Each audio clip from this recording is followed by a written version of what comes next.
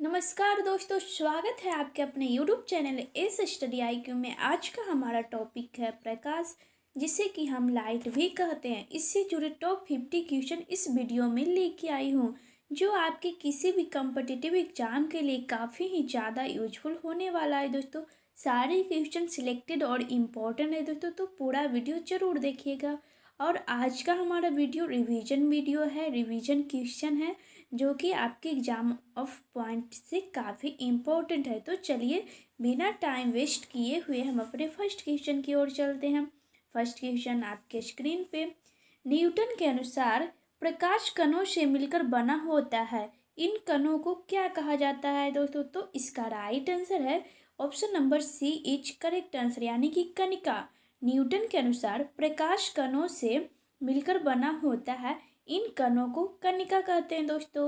She is correct answer. चलिए next question है हमारा। प्रकाश के विद्युत की व्याख्या आइंस्टीन द्वारा 1905 में किया गया था। इसके लिए इसको किस सन में नोबेल पुरस्कार दिया गया? तो जो हमारे आइंस्टीन है, जो 1905 में विद्युत की व्याख्या की थी, उन्होंने प्रकाश के विद्युत की व्याख्या की थी। इसके लिए इनको नोबेल पुरस्कार कब मिला था दोस्तों? तो इसका राइट आंसर है 1922 ईस्वी में। Option number C is correct answer. 1922 ईस्वी में इनको नोबेल पुरस्कार मिला था आइंस्टीन को। चलिए नेक्स्ट क्वेश्चन है हमारा। किस वैज्ञानिक के अनुसार प्रकाश तरंग है? तो इसका राइट आंसर है Huygens. Option number D is correct answer.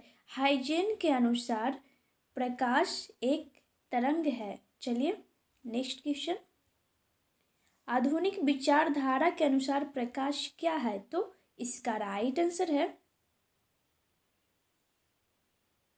Option number C is correct answer, यानी कि आधुनिक विचारधारा के अनुसार प्रकाश तरंग और कण दोनों है। ऑप्शन नंबर सी यानी कि दोनों होगा इसका राइट आंसर। चलिए नेक्स्ट क्वेश्चन हमारा।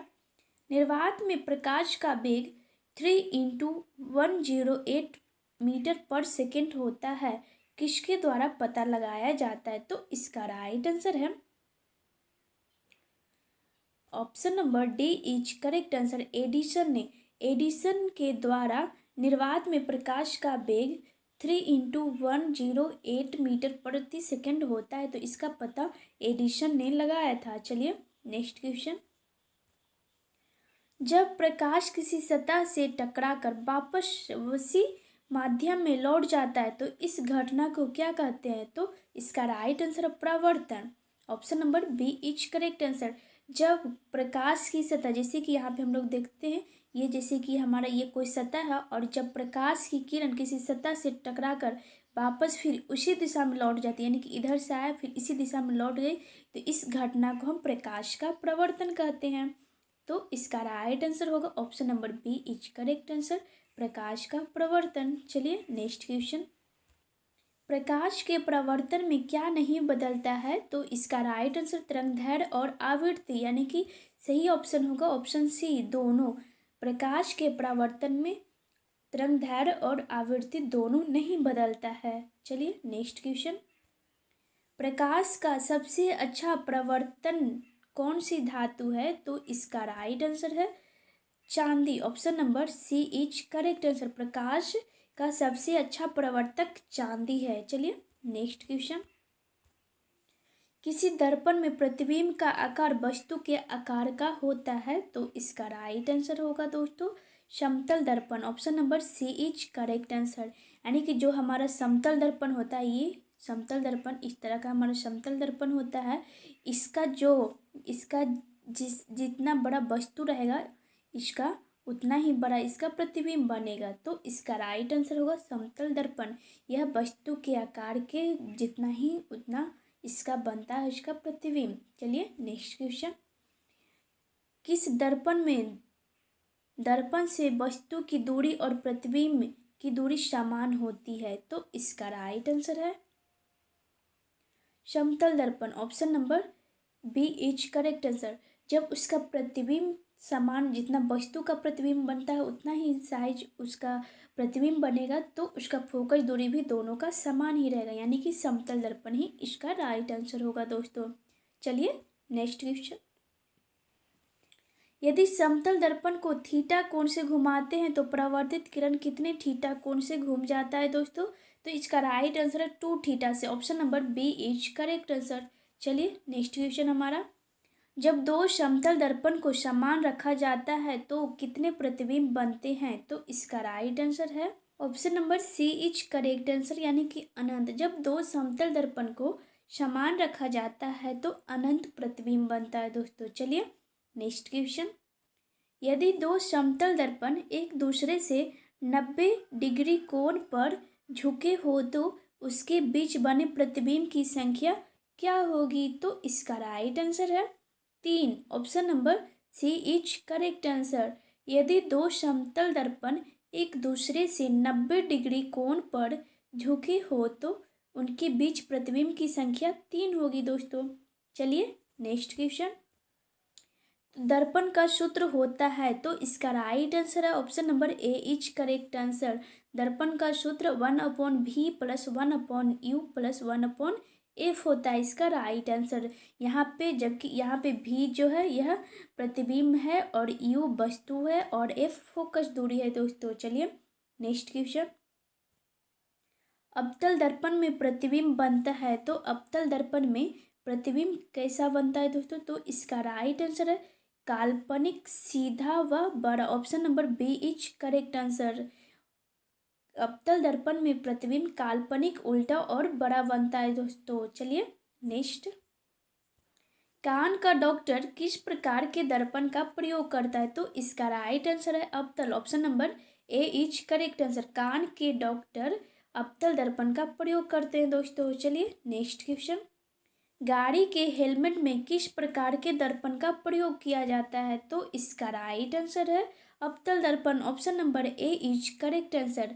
गाड़ी के हेलमेट में अवतल दर्पण के प्रयोग किया जाता है। चलिए नेक्स्ट, जब प्रकाश एक माध्यम से दूसरे माध्यम में प्रवेश करता है तो अपने वास्तविक पथ से मुड़ जाता है, तो यह घटना क्या कहलाता है दोस्तों? इसका राइट आंसर है अपवर्तन। Option number A is correct answer. यानी कि देखिए यह एक माध्यम से, ये हमारा एक मीडियम है, ये यहाँ पे मान लीजिए एयर है और इधर कोई भी वाटर, यानी एक माध्यम से जब दूसरे माध्यम में जाता है तो यह मुड़ जाता है, अपने पथ से मुड़ जाता है दोस्तों।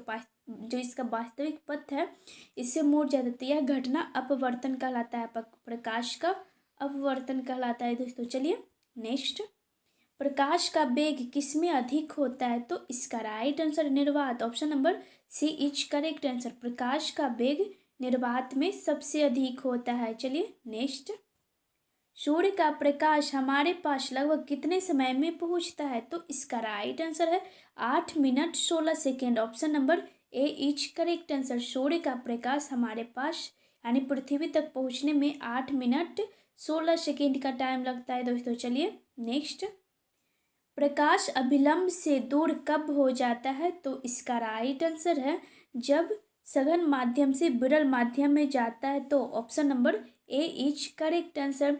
प्रकाश अभिलंब से दूर होता है जब सघन माध्यम से विरल माध्यम में जाता है तब। चलिए नेक्स्ट, जब श्वेत प्रकाश को किसी प्रिज्म से गुजरा जाता है तो वह कितने रंगों में विभक्त होता है? तो इसका राइट आंसर है 7। Option number C is correct answer. जब श्वेत प्रकाश को देखिए यहाँ पे इस तरह का हमारा प्रिज्म रहता है, तो यहाँ से जब ये प्रकाश गुजरेगा तो यह हमारा 7 भागों में 7 रंगों में विभाजित हो जाता है। इस तरह से 7 कलर में विभाजित हो जाता है। इन 7 कलर का क्या नाम रहता है, जो कौन कौन कलर में विभाजित होता है, इसका आंसर आप लोग कमेंट बॉक्स में जरूर दें। चलिए नेक्स्ट, वर्षा के बाद यदि हमें इंद्रधनुष देखना हो तो हमें वह किस तरफ दिखेगा? तो इसका राइट आंसर है दोस्तों किस तरफ दिखेगा? सूर्य की तरफ पीठ करने पर। Option number A is correct answer. सूर्य की तरफ हम पीठ करेंगे तो उस तरह दिखाई देगा, यानी कि बोल सकते हैं पश्चिम दिशा की ओर। वर्षा के बाद यदि हमें इंद्रधनुष देखना हो तो वह हमें सूर्य की तरफ पीठ करने पर दिखेगा दोस्तों। चलिए नेक्स्ट, न्यूटन के डिस्क में 7 रंग थे जिसको घुमाने पर कौन सा रंग प्राप्त होता है दोस्तों? तो इसका राइट आंसर है श्वेत। Option number D is correct answer, यानी कि व्हाइट। न्यूटन के डिस्क में जो 7 रंग थे उसको घुमाने पर वाइट कलर प्राप्त होता है दोस्तों। चलिए नेक्स्ट क्वेश्चन, पूर्ण आंतरिक परिवर्तन की घटना कब हो? तो इसका राइट आंसर है पानी से हवा में जाने पर। Option number B is correct answer. पूर्ण आंतरिक परिवर्तन पानी से हवा में जाने पर होता है। चलिए नेक्स्ट क्वेश्चन, जब श्वेत प्रकाश को प्रिज्म से गुजारा जाता है तो वह कितने रंगों में विभक्त हो जाता है दोस्तों? तो इसका राइट आंसर है, अभी आप लोगों को बताया या आपको बताना होगा इसको कमेंट बॉक्स में, इसका आंसर क्या होगा। चलिए इसका राइट आंसर होगा 7। Option number C is correct answer. श्वेत प्रकाश को जब प्रिज्म से गुजारेंगे तो यह 7 कलर में विभाजित होता है। चलिए नेक्स्ट, किस रंग का अपवर्तनांक सबसे अधिक होता है? तो इसका राइट आंसर है बैगनी। Option number D is correct answer. बैगनी रंग का अपवर्तनांक सबसे अधिक होता है दोस्तों। चलिए नेक्स्ट क्वेश्चन, किस रंग का अपवर्तनांक सबसे कम होता है? तो इसका राइट आंसर है लाल। Option number C is correct answer. लाल रंग का अपवर्तनांक सबसे कम होता है। चलिए नेक्स्ट क्वेश्चन है हमारा, इंद्रधनुष कितने प्रकार के होते हैं? तो इसका राइट आंसर है 2। इंद्रधनुष 2 प्रकार के होते हैं दोस्तों। चलिए नेक्स्ट, इंद्रधनुष में कौन सा रंग बाहर की ओर होता है? तो इसका राइट आंसर है लाल व बैगनी। Option number D is correct answer. A और बी दोनों होगा। जो इंद्रधनुष में बाहर का जो रंग रहता है वह लाल और बैगनी दोनों होता है दोस्तों। चलिए नेक्स्ट क्वेश्चन,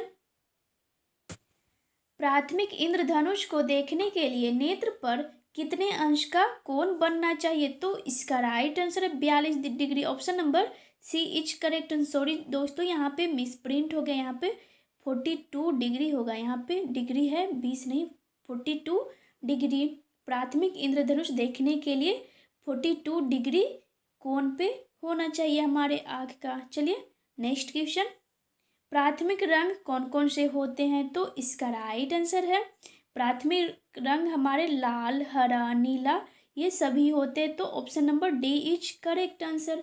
प्राथमिक रंग ये हमारे सभी होते हैं, लाल, हरा, नीला ये सभी हमारे प्राथमिक कलर होते हैं। चलिए नेक्स्ट है हमारा, लाल और हरा रंग के मिलने से कौन सा रंग बनता है? तो इसका राइट आंसर है पीला। Option number C is correct answer.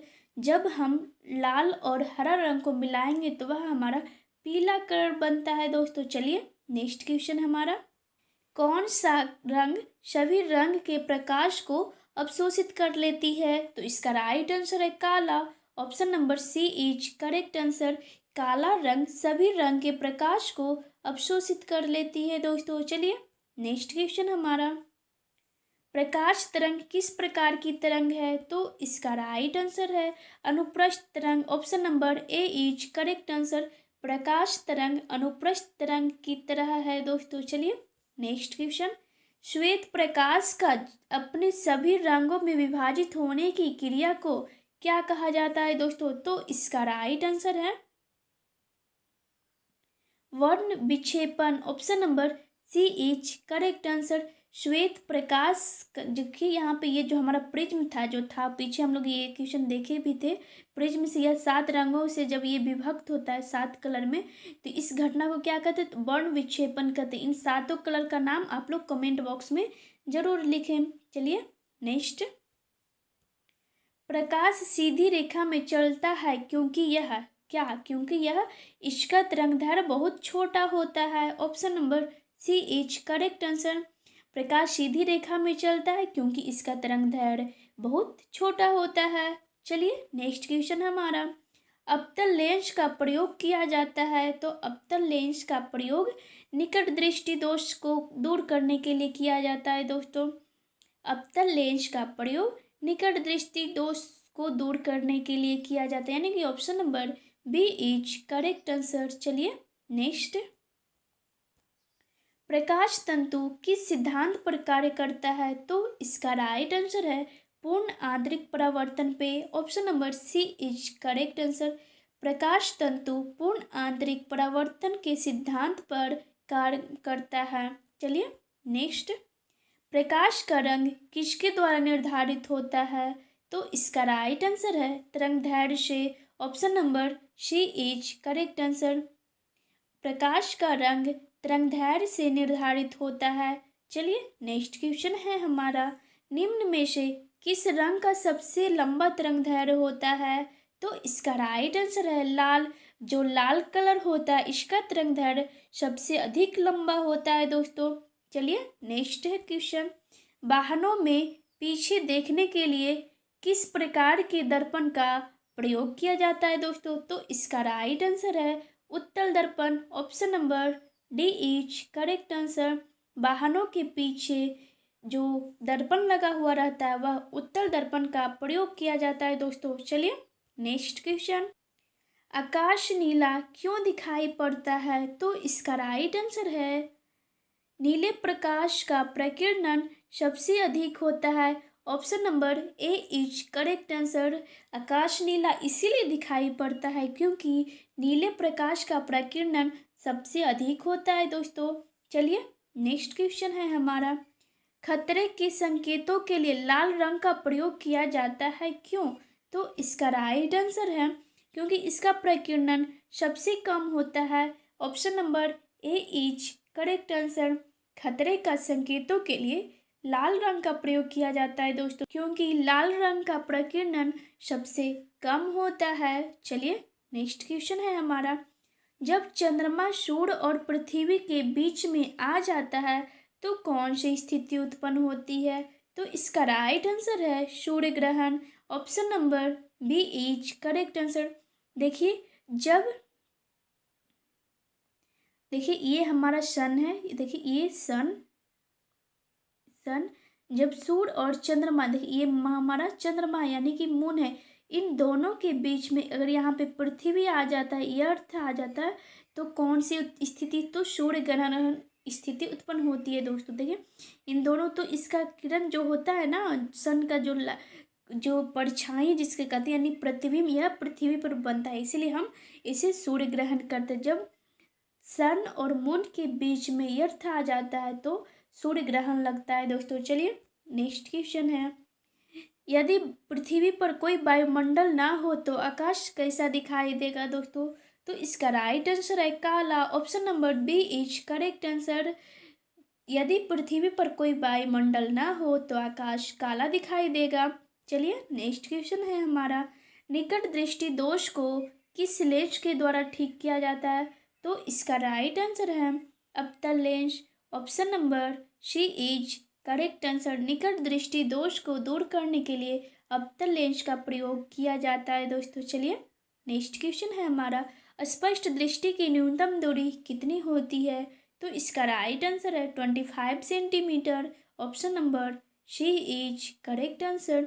स्पष्ट दृष्टि की न्यूनतम दूरी 25 सेंटीमीटर होती है दोस्तों। चलिए नेक्स्ट क्वेश्चन है हमारा, जल के अंदर डूबी हुई मछली वास्तविक गहराई से ऊपर उठी हुई दिखाई पड़ती है दोस्तों, यह घटना किसके कारण होता है? तो इसका राइट आंसर है अपवर्तन के कारण, option number A is correct answer.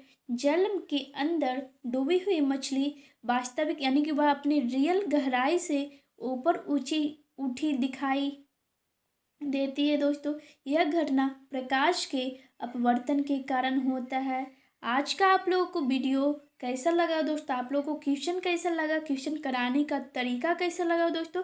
Comment box में ज़रूर बताइएगा। अगर अच्छा लगा हो तो लाइक शेयर एंड सब्सक्राइब जरूर करें दोस्तों।